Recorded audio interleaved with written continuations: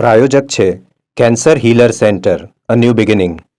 રાજ્ય મનપાની પાલિકાની ક્રિકેટ ટુર્નામેન્ટનો પ્રારંભ. સીએમ ભૂપેન્દ્ર પટેલે મેયર કપ ટુર્નામેન્ટનું કર્યું ઉદઘાટન. ક્રિકેટરની અદાથી ફટકારી બાજી.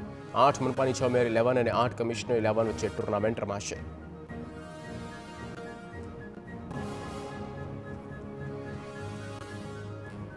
દેવભૂમિ દ્વારકામાં બેટ દ્વારકાના તમામ ટાપુઓ દબાણમુક્ત.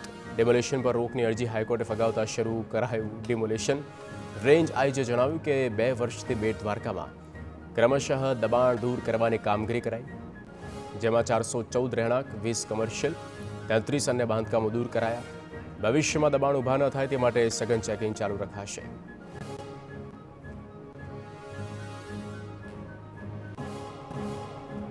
દ્વારકા યાત્રાધામ બેટ દ્વારકામાં મેગા ડિમોલેશન. બાલપરમાં કબ્રસ્તાન પાસેના દબાણ પર ફરી વળ્યું બુલડોઝર.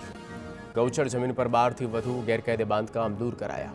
1,75,00,000ની કિંમતની 6,500 ચોરસ મીટર જમીન દબાણ મુક્ત થઈ. પોરબંદરના ખાપડ વિસ્તારમાં તંત્રે હટાવ્યા દબાણ. ગેરકાયદે મકાનો અને કમર્શિયલ બાંધકામ તોડી પડાયા.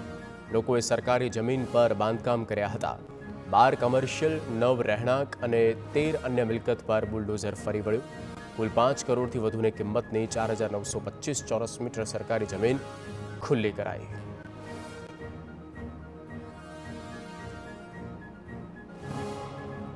મોરબી સામાકાંઠા વિસ્તારમાંથી દબાણ હટાવાયા. નટરાજ ફાટક, વેજીટેબલ રોડ અને લાલબાગ વિસ્તારમાં તંત્રનું બુલડોઝર ફરી વળ્યું.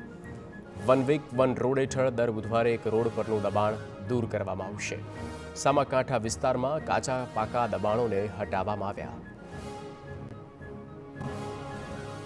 સુરત ઓલપાડ વિસ્તારમાં તંત્રએ ફેરવ્યું બુલડોઝર. કાંઠા વિસ્તારમાં આવેલા દબાણો તોડી પડાયા.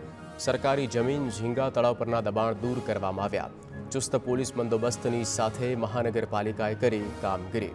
ઝીંગા તળાવ પર દબાણ થતાં પાણીનો ભરાવો થતો હતો.